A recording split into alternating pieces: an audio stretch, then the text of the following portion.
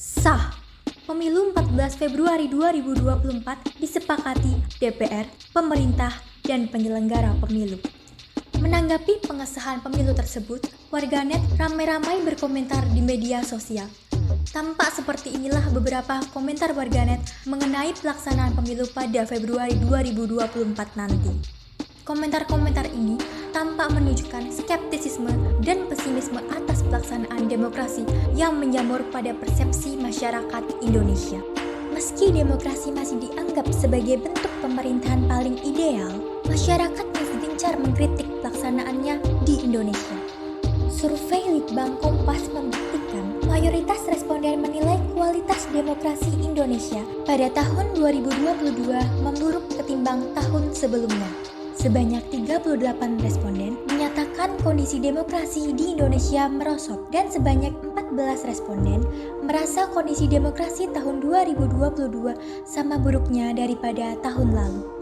Berdasarkan The Economist Intelligence Unit per Februari 2022, Indeks Demokrasi Indonesia pada tahun 2021 berada di angka 6,7 dari skala 0 sampai 10. Alhasil, Indonesia masih tercatat dalam kategori demokrasi yang cacat.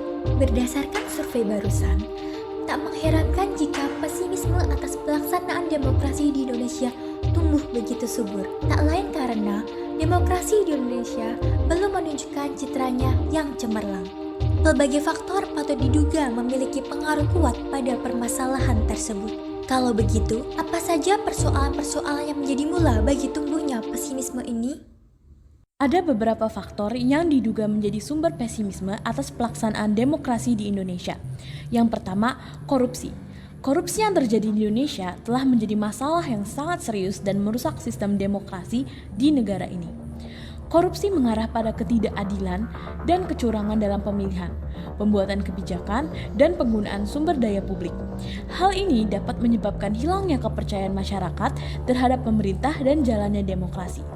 Yang kedua, keterbatasan partisipasi politik. Walaupun secara hukum Indonesia memiliki sistem demokrasi yang memungkinkan partisipasi politik, namun masih terdapat beberapa hambatan yang menghalangi partisipasi politik masyarakat. Beberapa di antaranya adalah sulitnya akses informasi dan pendidikan politik, pengaruh uang dan kekayaan dalam politik, dan kesulitan untuk memperoleh hak suara bagi kelompok minoritas. Yang ketiga ada intoleransi dan diskriminasi. Masalah intoleransi dan diskriminasi yang terjadi di Indonesia dapat mempengaruhi pelaksanaan demokrasi di negara ini. Hal ini dapat terlihat dari adanya kasus kekerasan terhadap kelompok minoritas, pemikiran radikal, serta tindakan diskriminatif terhadap kelompok tertentu. Yang keempat adalah kualitas pemimpin. Kualitas pemimpin yang terpilih dapat berpengaruh pada kualitas demokrasi di negara ini. Walaupun terdapat beberapa pemimpin yang memperjuangkan nilai-nilai demokrasi, namun masih banyak pemimpin yang berperilaku otoriter, mengekang kebebasan pers, serta mengabaikan hak asasi manusia. Bagaimanapun juga, pesimisme semacam ini tak sepatutnya tumbuh. Hal ini karena pesimisme terhadap jalannya demokrasi Indonesia dapat memiliki dampak negatif yang cukup krusial.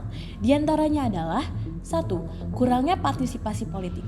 Pesimisme juga dapat mempengaruhi partisipasi politik masyarakat Indonesia.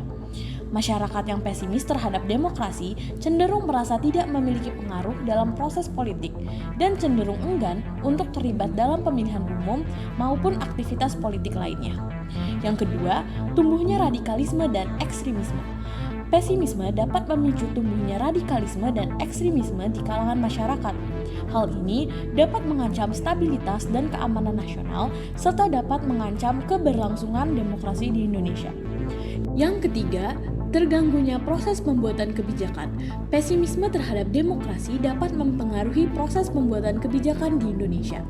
Jika masyarakat tidak percaya pada pemerintah dan sistem demokrasi, maka proses pembuatan kebijakan dapat terganggu dan berdampak negatif pada pembangunan nasional. Yang keempat, terhambatnya investasi asing. Pesimisme juga dapat mempengaruhi investasi asing di Indonesia. Ketidakstabilan politik dan keamanan dapat mengurangi minat investor untuk menanamkan modalnya di Indonesia, sehingga dapat berdampak negatif pada perekonomian nasional. Dengan dampak-dampak yang sekrusial itu, gejala pesimisme ini tentu tak bisa terus dibiarkan begitu saja. Permasalahan ini perlu menjadi perhatian, terkhusus bagi para pejabat publik. Sebab mereka lah yang selama ini menjadi etalase sebagai pelaksanaan demokrasi di Indonesia. Pesimisme hanya akan menciptakan suatu lingkaran setan, mulai dari hilangnya kepercayaan masyarakat, lalu partisipasi publik menurun sehingga kontrol publik mengendur. Tercipta kesempatan berdirinya pemerintahan yang korup dan kembali lagi pada pesimisme.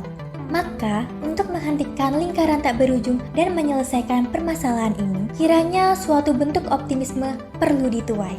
Untungnya, meskipun sebagian masyarakat Indonesia pesimis terhadap pelaksanaan demokrasi, generasi muda masih memiliki antusiasme dan optimisme terhadap pelaksanaan demokrasi di Indonesia. Survei Litbang Kompas menyatakan bahwa generasi muda cenderung tidak ingin golput atau menjadi bagian yang antipati terhadap proses pemilu. Tercatat, hanya 0,6% responden yang berniat untuk golput pada pemilu mendatang. Sensus penduduk 2020 mencatat jumlah generasi Z sebanyak 28% dari total 270 juta jiwa penduduk di Indonesia. Artinya, generasi muda merupakan mayoritas pemberi suara pada pemilu 2024 mendatang. Tentu ini dapat menjadi angin segar yang membawa harapan baru bagi terciptanya Indonesia yang lebih demokratis. Melalui pemilu, setidaknya kontrol publik terhadap pemerintah dapat dibangun dan penyelewengan kekuasaan dapat ditekan. Maka dari itu, kita harus selalu optimis dan mengawasi jalannya pemerintahan demi masyarakat yang bermartabat, adil, makmur, dan sejahtera.